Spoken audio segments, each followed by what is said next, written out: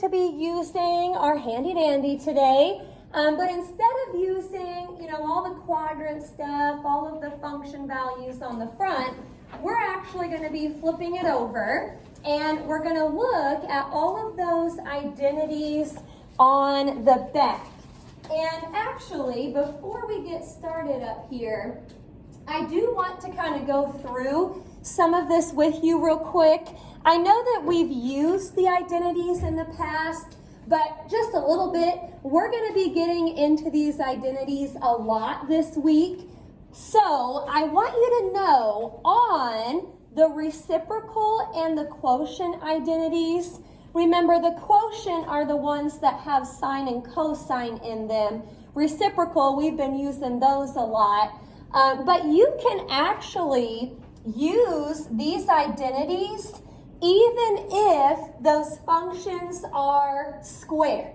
I'm telling you this because we might be using it with some of our problems today. So for example, sine of x equals 1 over cosecant of x. We could also say that sine squared of x equals 1 over cosecant squared. So that's fine. You can do that with all of those. Same with the quotient identities. These are even true if the trig functions are squared. So for example, tangent squared of x would also equal sine squared over cosine squared. That's just something to kind of keep in mind.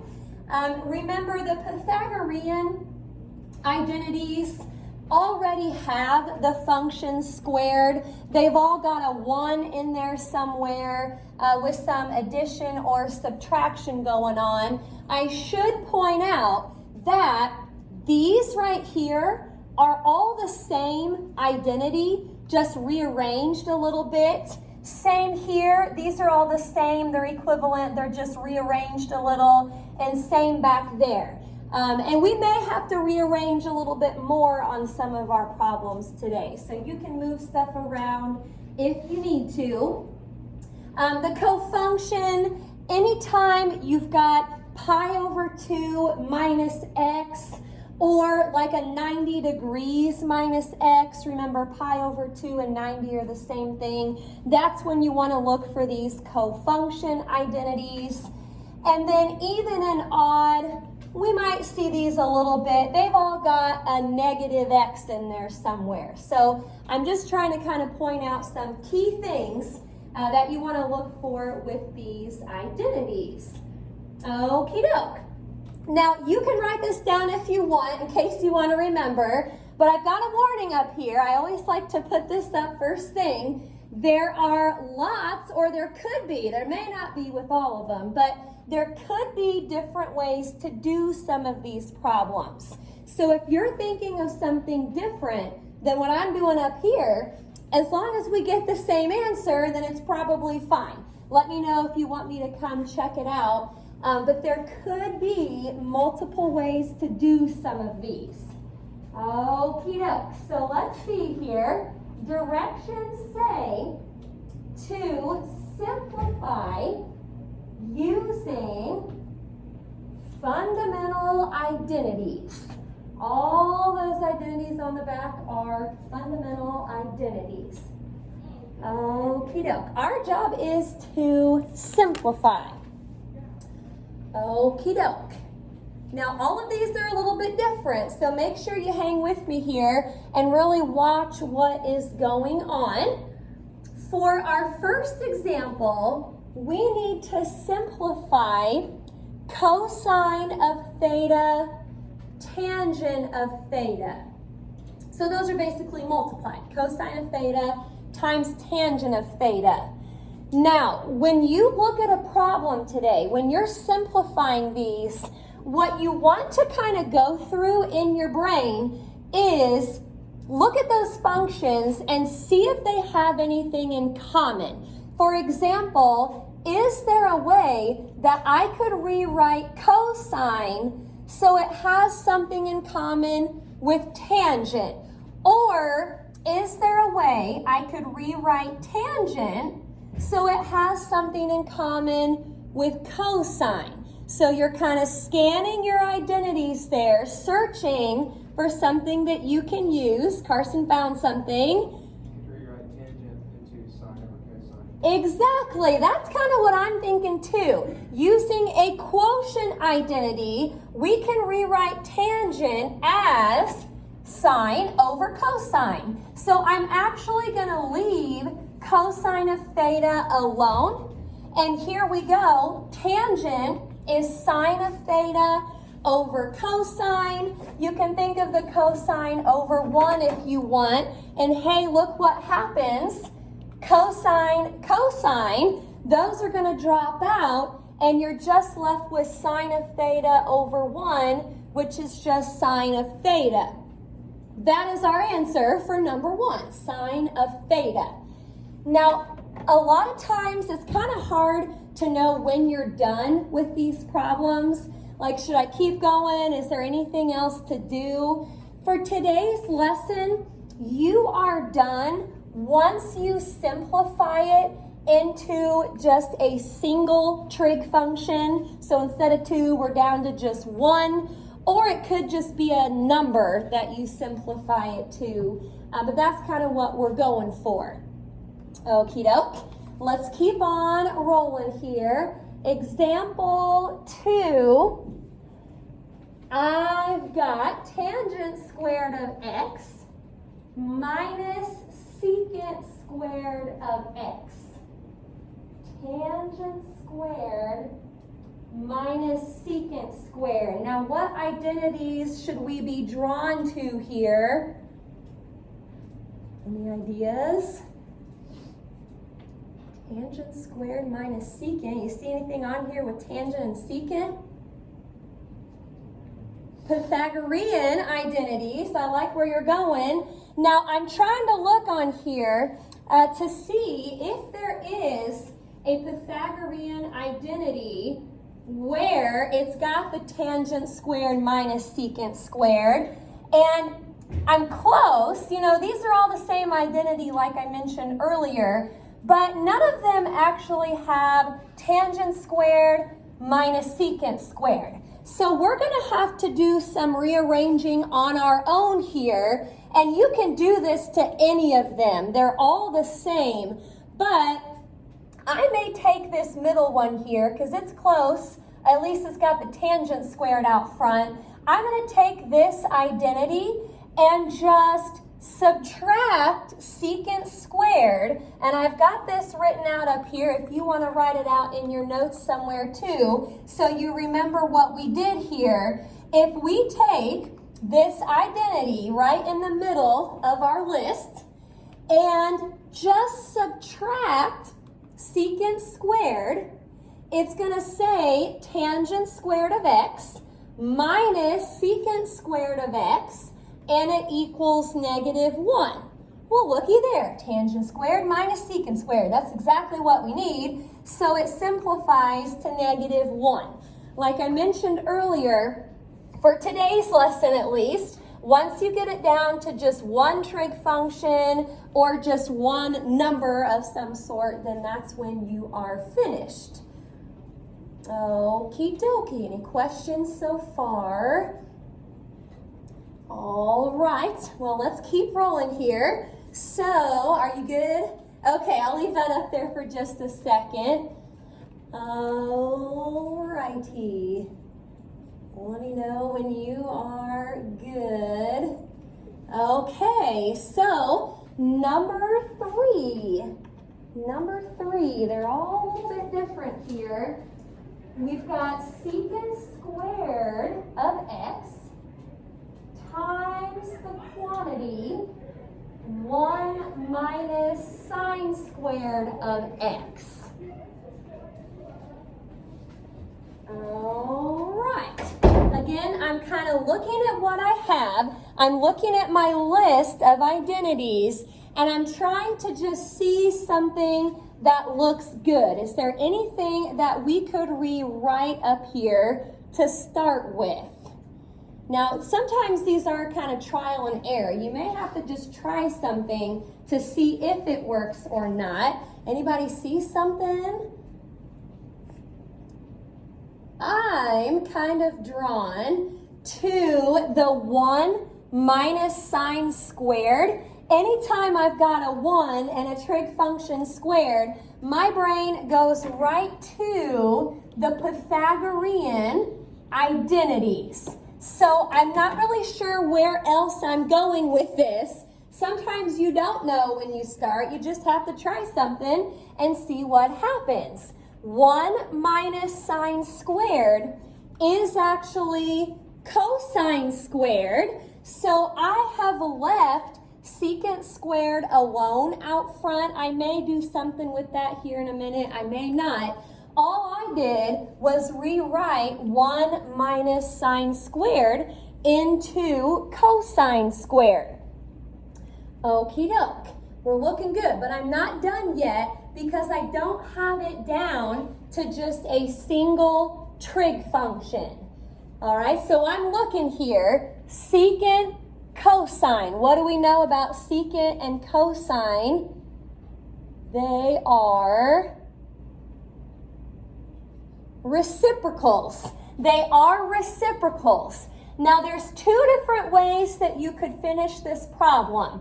What I did up here was I left secant squared of x alone, and using a reciprocal identity, I'm going to rewrite cosine squared as 1 over secant squared.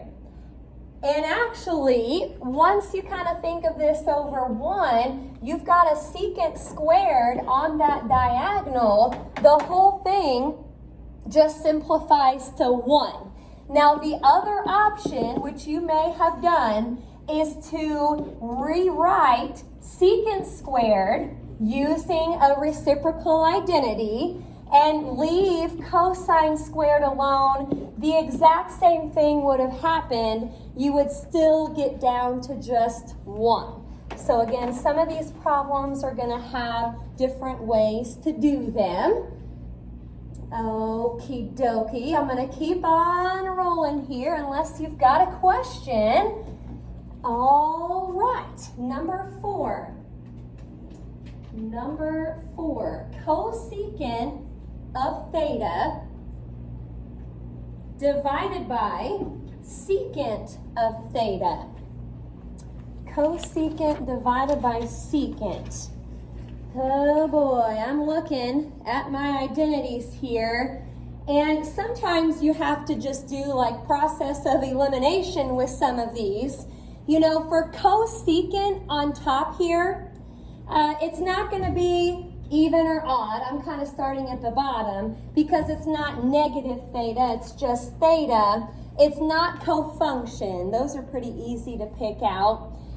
It's not going to be Pythagorean because you don't have a sum or a difference anywhere or a square. Cosecant is not in either of the quotient identities. The only thing I could really do with cosecant is use a reciprocal identity and rewrite it as 1 over sine. Again, at this point, I don't really know where I'm going yet. I'm just trying to use whatever I can.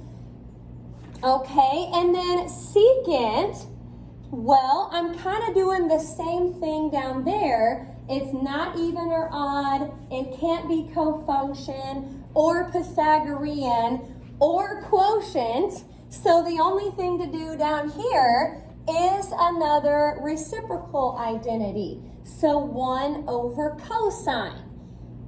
Alrighty, does anybody see where this one is headed? What we're going to be going toward next? Yeah, I think so too. If you do your keep, change, and flip, dividing with fractions, that's what we do. Keep, change, flip. I'll keep that first fraction, change the division to multiplication, flip the fraction on bottom. We're going toward a quotient identity. Nothing cancels out or drops out like we had up there, but if you multiply all of that, it turns into cosine of theta divided by sine of theta, and that is cotangent of theta. Hoo-wee. Sometimes you get a little nervous at the beginning. You don't know what's happening. When it works out like that, though, you feel good. You're down to just a single trig function, so you don't have to simplify anything else. Very nice. Any questions so far? Okie dokie. Well, let's see what we've got here. A little bit more to do. Number 5. Number 5. Cosine of pi over 2 minus x, and it's times secant of x. Cosine of pi over 2 minus x times secant of x. This is definitely not a day where you want to just sit there and kind of watch what I'm doing and just, follow along. What you really need to do with this lesson is look yourself at what's there, what's on your list, and see where you could go. See if there's anything that you could do. Okay, what I'm looking at here, hopefully we're on the same page, I see this pi over 2 minus x. And that makes me go right to the cofunction identities. What is cosine of pi over 2 minus x? What does it equal? Sine of x. Very good. So cofunction, that's what I'm doing up front.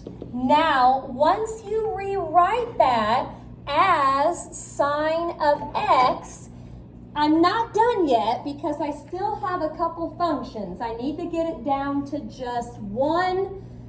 So, you can look at sine, see if there's a way to rewrite it so it has something in common with secant or something that could work with secant. Or is there a way to rewrite secant so it has something in common or can work with sine? Any ideas what I could do next here? Go ahead. You could use a reciprocal identity and get sine over cosine, which would reduce to tangent. Very good. Yeah, if you look at secant right here, using a reciprocal identity, we're leaving sine alone, but that turns into 1 over cosine. So exactly, if you think of this over 1, just multiply across the top and across the bottom. Sine of x over cosine of x, that does equal tangent of x. Very good. It seems like the quotient identities turn out a lot. It seems like we use them a lot in this lesson. So be on the lookout for a sine and a cosine like that. Very good. Just got a few more here for you. All right. Number 6. Number 6. Cosine of negative x divided by sine of negative x. Negative x. Which kind of identity should we be looking at? Even and odd, yep. And I'll probably use those on top and bottom here. Again, I'm not really sure where this is headed yet, but I do know from the even and odd identities, cosine of negative x is the same as just cosine of x. And then sine of negative x is the same as negative sine of x. Well, this is something we haven't really talked about yet, but if that negative wasn't there, what does cosine divided by sine equal? Cotangent. Now, what is a positive divided by a negative? Negative. So we're just going to write it as negative cotangent of x. You still just have one trig function there. It just happens to be negative, but you don't have to take that any further. Okie dokie, any questions about those? Seems like cofunction and even and odd are usually pretty easy to pick out. I've got just a couple more, and then we'll have some time for our homework. There it is. Number 7. Number 7, cosine of theta times the quantity secant of theta minus cosine of theta. Okie doke.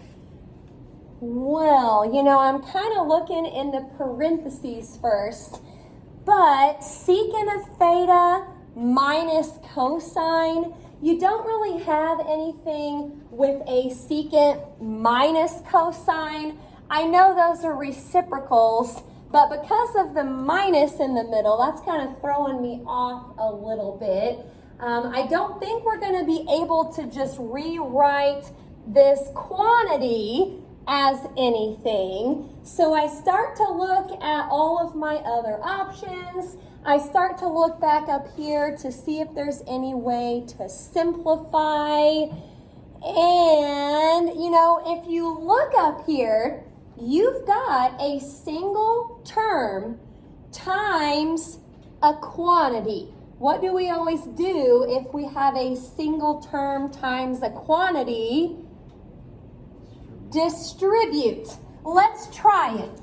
We don't know if it's going to work or not. We just have to try it and see. So if we take cosine of theta times secant of theta, for right now, let's just write it as cosine of theta, secant of theta. We'll have to take that a little bit further. And then minus cosine of theta times cosine of theta, that would be cosine squared of theta. Now, okay, I saw secant and cosine over here. Couldn't use the reciprocal identity too well though over here because of the subtraction. But now, actually, since they are being multiplied right here, it might be a good time to do a reciprocal identity. And again, there's a couple ways you could do it. I left cosine, and then I rewrote secant as 1 over cosine. You could definitely do that the other way. Rewrite cosine as 1 over secant, and then leave secant. We'll end up with the same thing here in a little bit. And I'm not going to do anything with this negative cosine squared right now. I'm going to leave that the way it is. We'll see here in a minute if we need to fix that. Okay, well, good things happen right here. Cosine of theta over 1, those are gone. And look what it just turned into. Right here up front, it's just 1. And we've still got minus cosine squared of theta. What kind of identity could I use for 1 minus cosine squared? Pythagorean, yeah. By the time we're done with this stuff today and you've been working on your homework and stuff, you should be pretty good at picking out where you're headed. I see the 1, I see the square. That's what makes me think Pythagorean. And what does it equal? It equals sine squared of theta. So I realize our answer here is being squared. But the point is, again, you've got just one trig function in your answer. That's how we're going to know today that we're done. We don't need to simplify any further. All right, I think there's just one last example. I'm thinking a little bit into your homework later. There could be some in there that you've got to distribute, so just keep an eye out for that. If you can't do anything else, see if you can simplify first. All right, well, last one here, number 8. This is a pretty good one. What do we have? Secant squared of theta divided by tangent squared of theta. There probably is a couple different ways that you could do this. I know secant squared and tangent squared are in the Pythagorean identities together. There's probably a way that you could kind of work through this with a Pythagorean identity. I didn't. I did this a little bit differently. And again, how do you know what to do? That's what makes this kind of tricky. That's what I told Mr. Brothers earlier. On this lesson, it's kind of hard because I can't really tell you what to do first on every problem. You have to kind of look at what you have and see if it matches up to anything. So I'm looking at secant to see if there's a way to rewrite it so it has something in common with tangent. Or I'm looking at tangent to see if I can rewrite it to have something in common with secant. Okay, there could be a way to do a Pythagorean identity. Anybody think of another option here, maybe to avoid the Pythagoreans? Thinking of what we could do. Carson, you're on it today. What do you think? Using reciprocal identities and change flip. Yeah, I would do a reciprocal identity on top for sure. Maybe not on bottom. If I change this into 1 over cosine squared of theta, what could I change tangent into, or tangent squared? Yeah, if this has a cosine in it, 1 over cosine squared, you may want to use, so this is reciprocal on top, you may want to do a quotient identity on bottom because that's going to give you a cosine squared, and you kind of hope when something like this happens, you kind of hope once you simplify that something is going to cross out. That's kind of the goal on a lot of these. See if you can get something to cross out. All right, here comes the old keep, change, flip, like we always do when we divide fractions. So keep this guy, change that to multiply, and then flip the fraction on bottom. Yes, this is what we wanted. Cosine squareds drop out. Now, we probably don't want to leave our answer as a quotient. What could I rewrite 1 over sine squared as? Cosecant squared. That's another reciprocal identity. So yeah, keep going until you've got just one trig function in your answer. It could be a number if you've got a Pythagorean identity, or if everything crosses out, you could have a 1 or a -1. Everything else should just be a trig function. All right, any questions about that? Alrighty, well, it looks like you've got about 15 minutes here to try some of these problems. I'll be around to help you, and I would encourage you to use your notes. Some of our examples from the notes will be similar to what you have on here. So we've got T32 from page 354 to 355, doing 21 to 26, and then 33 to 42.